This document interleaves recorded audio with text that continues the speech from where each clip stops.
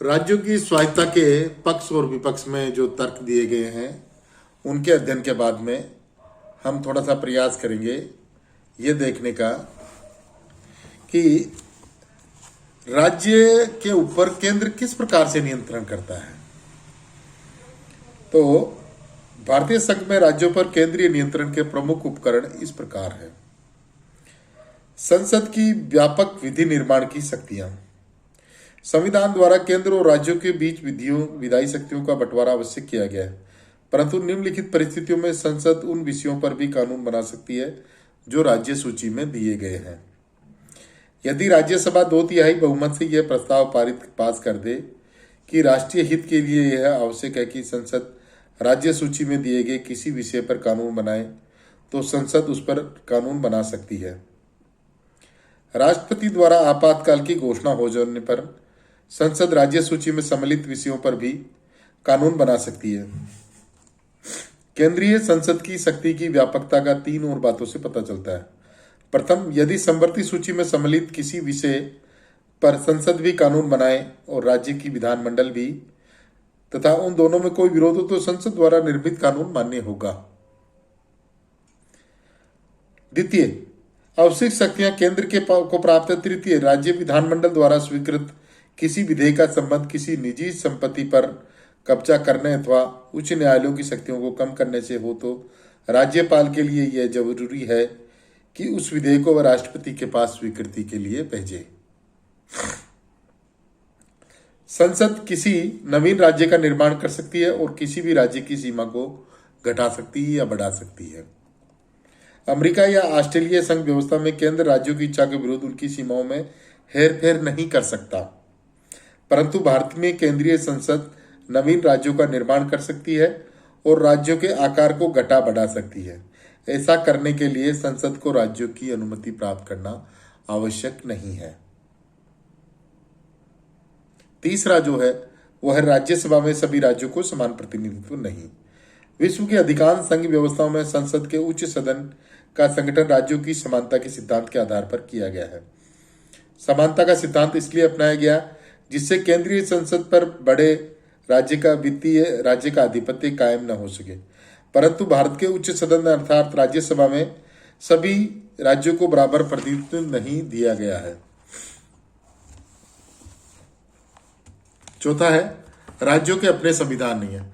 America और Switzerland में राज्यों के अपने पृथक संविधान है, उनमें संशोधन करने की शक्तियां भी राज्य विधानमंडलों के पास है, परंतु भारत में एक ही संविधान है और जो केंद्र और राज्यों दोनों की संरचना और शक्तियों का उल्लेख करता है। राज्यों को यह अधिकार प्राप्त नहीं है कि वे भारतीय संविधान की उन धाराओं में संशोधन कर सके जिनका उनकी संरचना और प्रकारों से संबंध है। भारतीय संविधान में संशोधन प्रक्रिया की शुरुआत केवल संसद ही कर सकती है। अखिल भारतीय सेवाएं तथा राज्यपाल। अखिल भारतीय सेवाएं जैसे भारतीय प्रशासनिक सेवा, भारतीय पुलिस सेवा पर भारत की संघ सरकार का नियंत्रण है। इन सेवाओं से संबंधित उच्च अधिकारी राज्यों में अनेक महत्वपूर्ण पदों पर नियुक्त होते हैं, अतः इन अधिकारियों के माध्यम से ही केंद्रीय सरकार राज्यों की सरकारों पर नियंत्रण रख सकती है। जहां तक राज्यपाल का प्रश्न है, उनकी नियुक्ति राष्ट्रपति करते हैं तथा वह राज्य में केंद्र के प्रतिनिधि के रूप में कार्य करते हैं। आपातकालीन घोषणा। अमेरिका, ऑस्ट्रेलिया, स्विट्जरलैंड जैसे संघों में केंद्र को यह शक्ति प्राप्त नहीं है कि राज्यों की स्वायत्तता समाप्त कर सके, परंतु भारत में आपातकाल की घोषणा किए जाने पर संविधान एकात्मक रूप धारण कर लेता है। आपातकाल में केंद्रीय संसद उन विषयों पर कानून बना सकती है जो राज्य सूची में सम्मिलित है। जब राष्ट्रपति यह घोषणा कर देता है कि किसी राज्य की सरकार संविधान की धाराओं के अनुसार नहीं चलाई जा सकती, तो राज्य की विधानसभा भंग कर दी जाती है और अप्रैल 1977 में तथा फरवरी 1980 में राष्ट्रपति ने एक साथ 9 राज्यों की विधानसभाओं को भंग करके तथा दिसंबर 1992 में भाजपा शासित राज्यों हिमाचल प्रदेश, राजस्थान, मध्य प्रदेश की विधानसभाओं को भंग करके इस तथ्य को उजागर कर दिया कि भारतीय संघ के घटक राज्यों की स्थिति बड़ी दयनीय है। वित्तीय दृष्टि से राज्यों की केंद्र पर निर्भरता। वित्तीय दृष्टि से भी राज्यों का केंद्र का मुंह ताकना पड़ता है। केंद्र पर राज्यों की आर्थिक निर्भरता दिन प्रतिदिन बढ़ती जा रही है, जिसके कई कारण हैं। संविधान में केंद्र तथा राज्यों के मध्य आय के संसाधनों का वितरण इस ढंग से किया गया है कि केंद्र राज्यों की तुलना में अधिक लाभदायक स्थिति में है। उदाहरणार्थ, राज्यों को कृषि भूमि पर संपदा शुल्क, राजस्व, कृषि आय पर कर आदि विषयों पर संसाधन सौंपे गए हैं। प्रशासनिक दृष्टि से भू राजस्व इकट्ठा करना बड़ा कठिन होता है। राजनीतिक दृष्टि से कृषि आय पर कर लगाना राज्य सरकार के लिए घाटे का सौदा माना जाता है। इसके विपरीत केंद्र के पास निगम कर, निर्यात कर, आबकारी कर जैसे महत्वपूर्ण संसाधन है। राज्य सरकारें अधिकांशतः लोक कल्याण और विकास कार्य करती है। सामाजिक कल्याण के विभिन्न क्षेत्रों जैसे स्वास्थ्य, चिकित्सा, शिक्षा आदि में राज्य सरकारों का खर्च अनवरत रूप से बढ़ता जा रहा है। राज्य सरकारों के दायित्व बढ़ते गए, किंतु संसाधनों में उस गति से वृद्धि नहीं हुई जिससे उन्हें घाटे के बजट अपनाने पड़े हैं। वित्तीय स्थिति को सुधारने के लिए राज्य सरकारों की केंद्र की भांति विदेशों से ऋण नहीं ले सकती।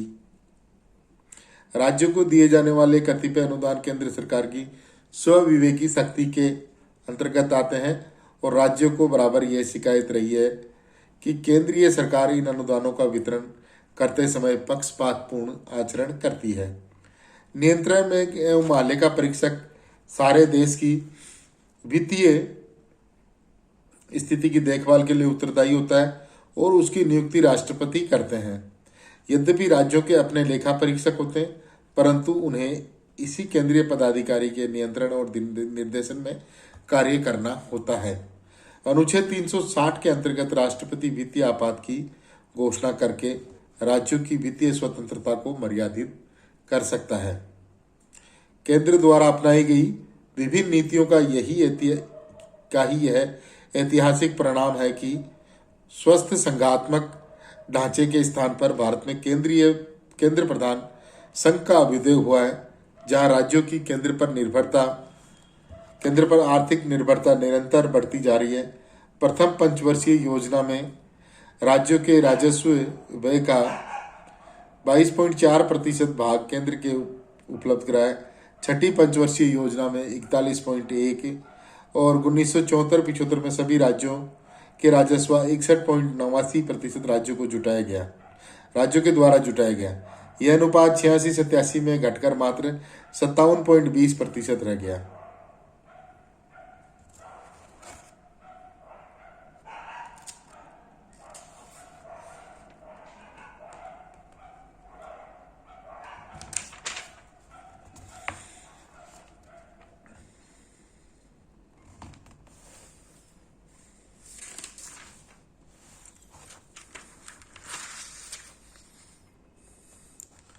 देखिए, प्रश्न ये उठ जाता है कि क्या वास्तव में राज्यों की स्थिति एक नगरपालिकाओं के जैसी है?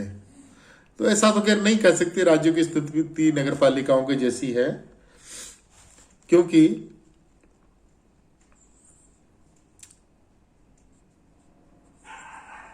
राज्य स्वायत्ता की मांग के समर्थकों का मत है कि संविधान के कई ऐसे तत्व हैं जो राज्यों की स्वायत्ता को सीमित करते हैं। आपात उद्घोषणा के समय संघात्मक राज्य एकात्मक राज्य में परिणत हो जाते हैं। राज्यों को वित्तीय स्वायत्ता विनिष्ट हो जाती है। राज्य की संपूर्ण सत्ता संघीय कार्यपालिका के हाथ में केंद्रीकृत हो जाती है। वे के संतानम ने तो यहाँ तक कहा कि नियोजन व्यवस्था ने नीति और वित्त संबंधी सभी मामलों में राज्यों की स्वायत्ता को एक छाया का रूप प्रदान किया है। क्या इससे यह निष्कर्ष निकाला जा सकता है कि भारत में राज्यों का दर्जा नगरपालिकाओं के समतुल्य है? हम इस विचार से सहमत नहीं है कि भारत के राज्यों को केवल नगरपालिकाओं का स्थान प्राप्त है। डॉक्टर अंबेडकर ने कहा था कि राज्यों को नगरपालिकाओं का स्तर देकर संविधान ने केंद्र को अत्यधिक शक्तियां प्रदान कर दी गई। यह गंभीर शिकायत की जाती है। यह दृष्टिकोण न केवल अत्युक्तिपूर्ण है, साथ ही संविधान के उद्देश्यों के संबंध में एक भ्रांतिपूर्ण धारणा पैदा करने वाला है। अर्थात राज्यों की स्थिति मतलब एक नगरपालिका जैसी नहीं है। इसके लिए हम कुछ बातें देख सकते हैं। राज्यों की सरकारें केंद्र द्वारा सृजित नहीं है। पहला पॉइंट तो यही है कि राज्य में जो सरकारें बनती है वो बाकायदा सेपरेट इलेक्शन राज्य विधानसभा के चुनाव के द्वारा बनती है। उस सरकार को कोई केंद्र सरकार संरचित नहीं करती है। वहाँ एक लोकप्रिय सरकार का गठन होता है बाकायदा प्रत्यक्ष निर्वाचन के द्वारा, जो अपना चुनाव घोषणा पत्र लेके जाती है। उसके आधार पे जनता उसको मत देती है और चुनती है। नागरिक दोहरे शासन के अंतर्गत रहते हैं। अब ये देखिए, नागरिक दोहरे शासन में एक तो केंद्र की सरकार भारत के नागरिक के नाते केंद्र की सरकार के अधीन और राज्य के नागरिक के नाते राज्य की सरकार के अधीन। और तीसरा जो बिंदु है, संविधान की 7वीं सूची में संशोधन करने के लिए कम से कम आधे राज्यों के विधानमंडलों की स्वीकृति आवश्यक है। संविधान की 7वीं अनुसूची में कोई भी अमेंडमेंट करेगी पार्लियामेंट, तो कम से कम आधे राज्यों की संस्तुति उसके लिए आवश्यक है। ऐसे ही नहीं कर सकती अपनी मर्जी से ही।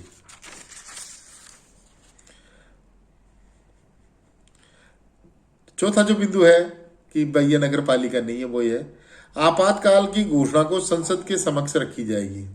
अगर आपातकाल की घोषणा की जाती है कहीं भी, तो उसको संसद से अनुमोदन कराना आवश्यक होगा। ऐसे नहीं कि मर्जी से कार्यपालिका आदेश कर दिया।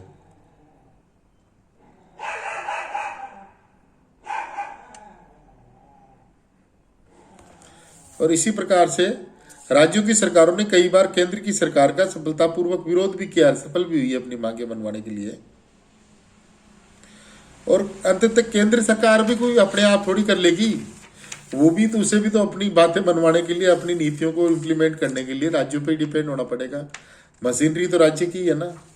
तो ये कह सकते हैं अपन कि राज्य और केंद्र एक गाड़ी के, भारत रूपी गाड़ी के दो पहिए हैं, जिसमें एक तरफ राज्य खींच रहे हैं पीछे से, मतलब आगे से केंद्र है और पीछे राज्य की, पीछे वाले टायर राज्य है। तो आगे वाला चलेगा तभी पीछे वाला चलेगा, पीछे वाला रुक जाएगा तो आगे वाला नहीं चलेगा। तो ये एक मूल कॉन्सेप्ट है, इसको समझने की आवश्यकता है। तभी भारत की संघीय व्यवस्था तरीके से एक अच्छी संघीय व्यवस्था हो सकती है और भारत एक अच्छे से प्रगति कर सकता है। इस प्रकार अपना ये टॉपिक आज यहाँ पे खत्म हो जाता है। Thank you very much. Okay.